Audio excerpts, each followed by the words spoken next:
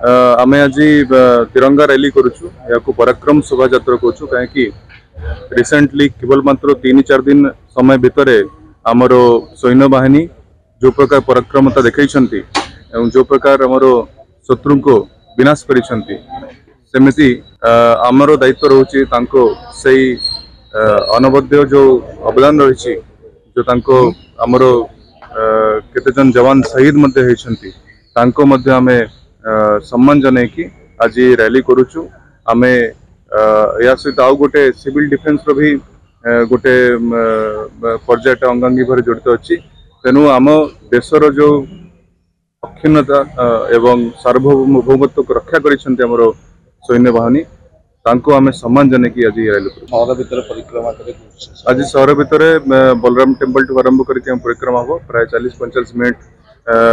bike rally करके जीवा आमर विभिन्न ऑर्गेनाइजेशन रु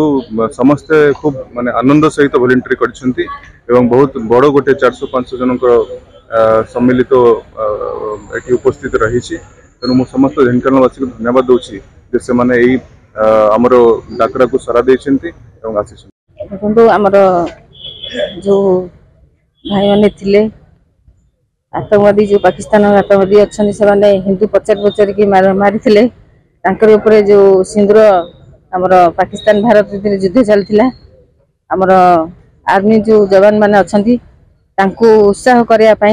आज आम ढेंकानाल जिला प्रशासन तरफ